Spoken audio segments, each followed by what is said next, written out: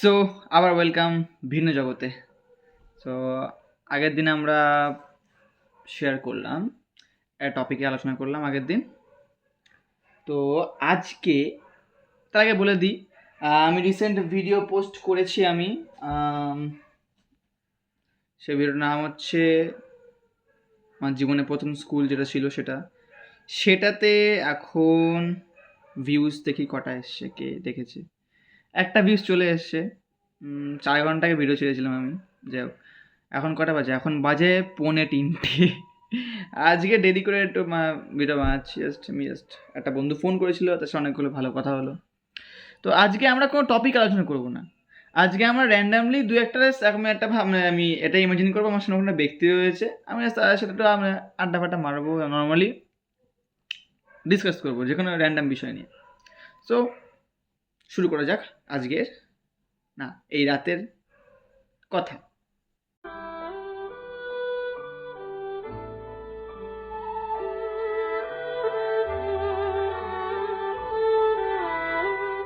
তো আজকে আমার বন্ধুর সাথে একটা টপিক নিয়ে খুব অনেকক্ষণ ধরে ডিসকাস করা হলো। ডিসকাশন এটা ছিল যে ইনস্টাগ্রামে অনেক সময় রিলস দেখা যায়।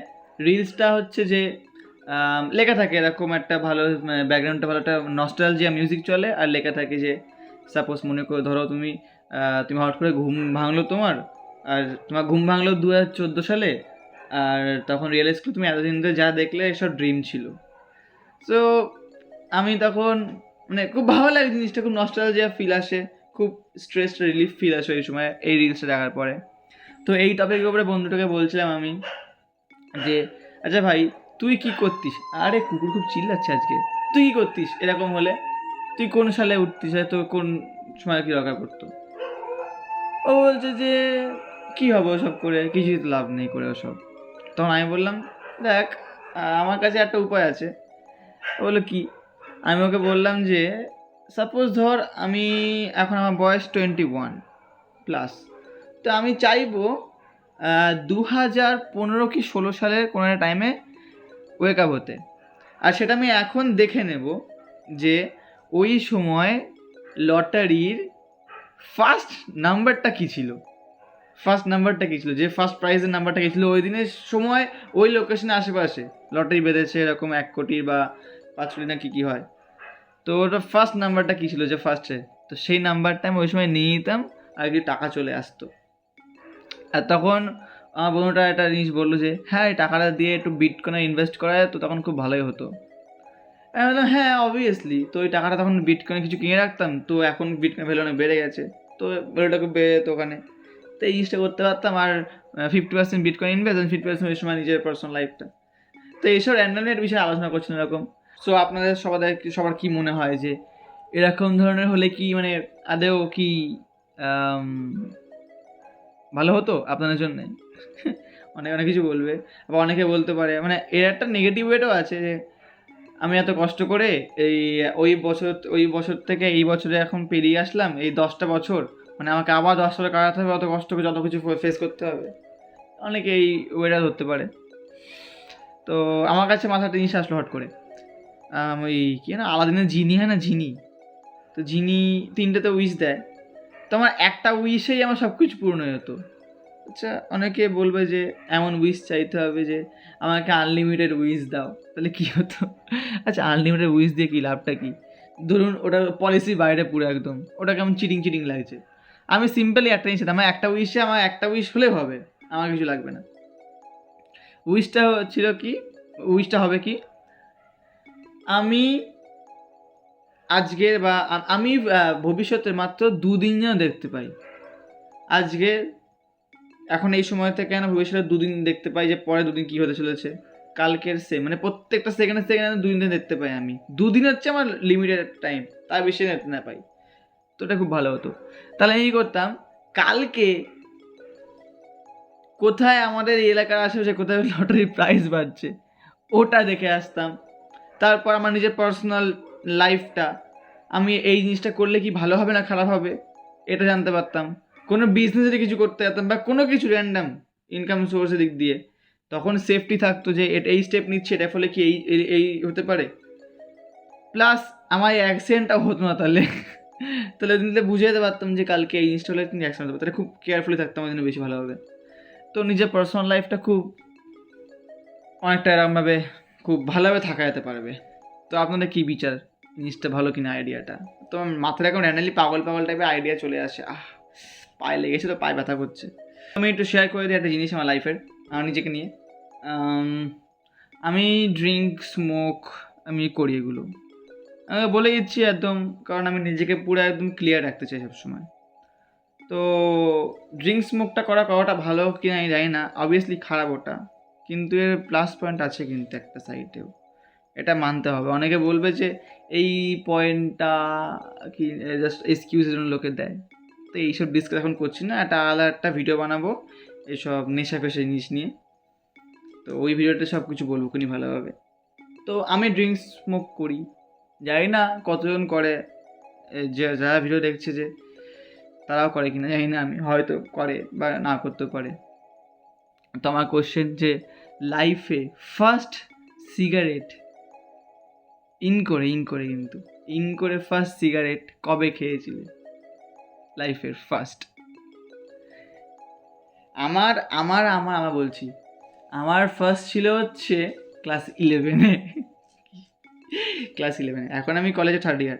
ক্লাস 11-এর ফার্স্ট আমার ইন করে সেট খেয়েছিলাম, মানে প্রথমবার যখন ইন করেছিলাম, বাপরে বাপ, পুরো মাথা ঘুরে গেছিলো একদম, কেমন একটা মানে কাশি পাশি কেশে মানে ইন যেই করে কেশে ফেসে পুরো একদম বাজে অবস্থা যাকে বলে, খুব বাজে অবস্থা গেছিলো। আর তারপরে মাঠে বাজাইছিলাম, তো মাঠে পড়ে গেছি, দেখি পুরো কাঁপছে পুরো দুনিয়া একদম। তো লাইফে আই থিঙ্ক খারাপ হোক বা ভালো জিনিস, একবার না একবার এক্সপিরিয়েন্স করে রাখা সব কিছু উচিত, জানা উচিত, নলেজ নেওয়া উচিত অবশ্যই। হ্যাঁ, বাই দ্য ওয়ে, আজকে হচ্ছে এপ্রিলের 2 তারিখ। আমার নিজের দাদা আমার 10 বছর বয়স আমার থেকে, আর 10 বছর বেশি বড় আমার থেকে, 10 বছর বয়স বলছি, কী সব বলছে আমি পাগলের মতো। তো 10 বছর বেশি বড় আমার থেকে, নিজের দাদার বিয়ে রয়েছে 22 তারিখে। তো ওই দিনও কিছু ভালো কোনো ভিডিও আমি, ঠিক আছে, মাথায় যা আসে আর না বুঝি মানে।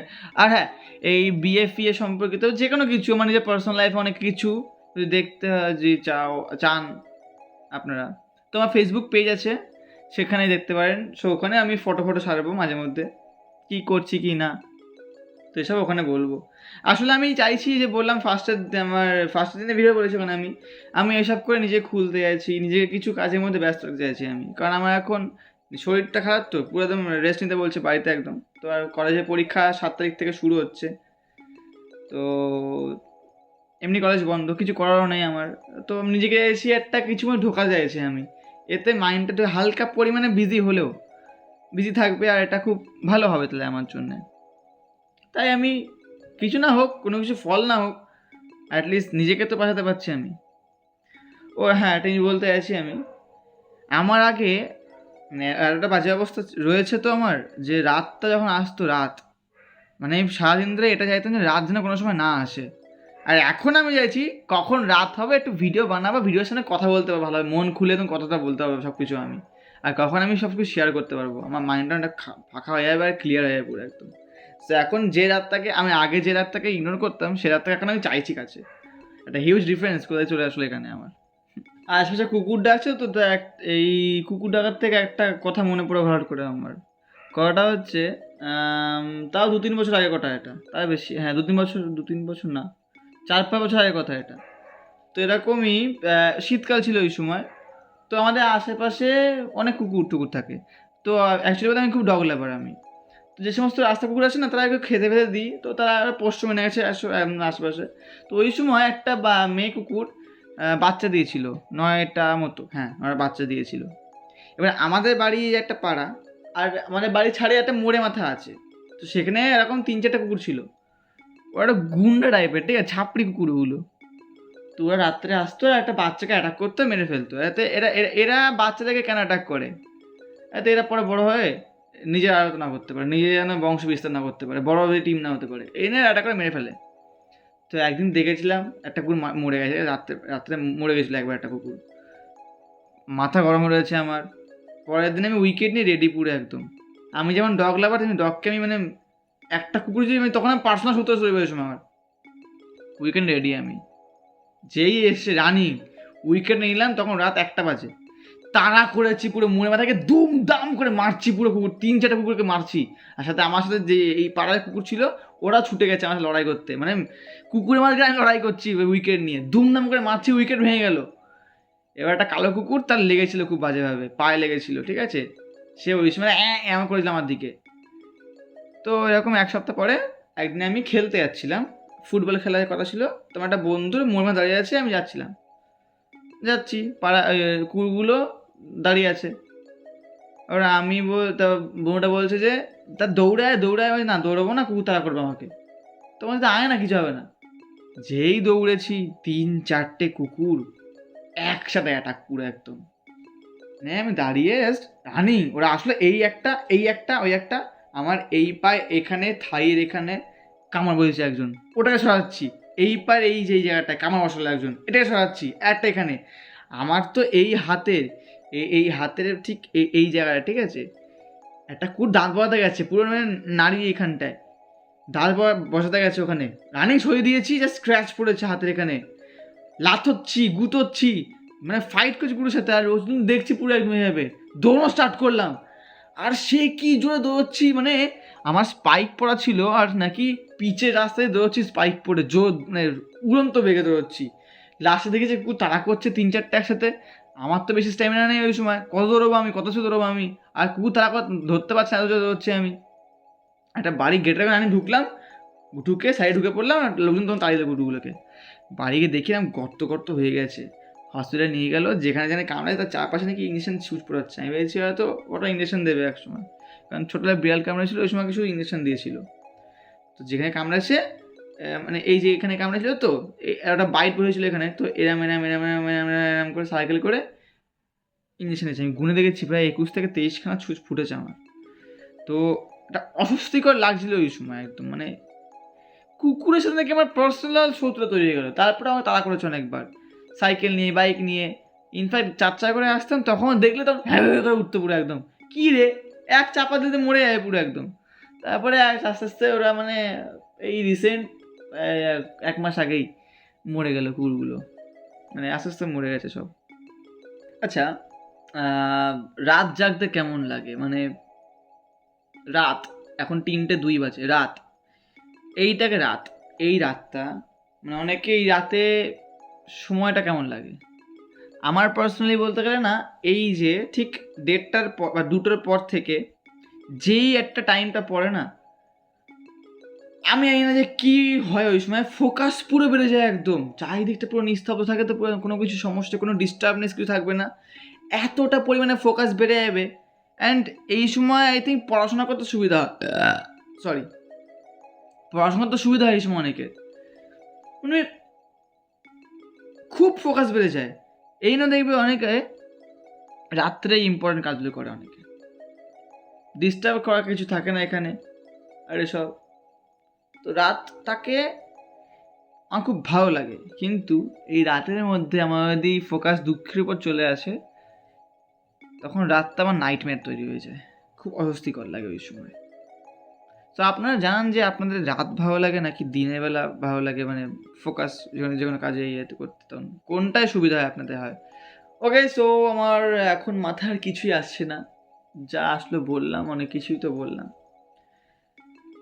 তো আপনারা যদি কিছু থেকে থাকে এরকম উইয়ার্ড টাইপের কিছু শেয়ার করতে, লাইফের এমন এমন পার্ট যেগুলো সেরকম কোনো গুরুত্ব নেই, বাট তাও আমি বললাম নর্মাল, তাহলে আপনারা বলতেও পারেন আমাকে, কমেন্ট সেকশন খোলা আছে তার জন্যে।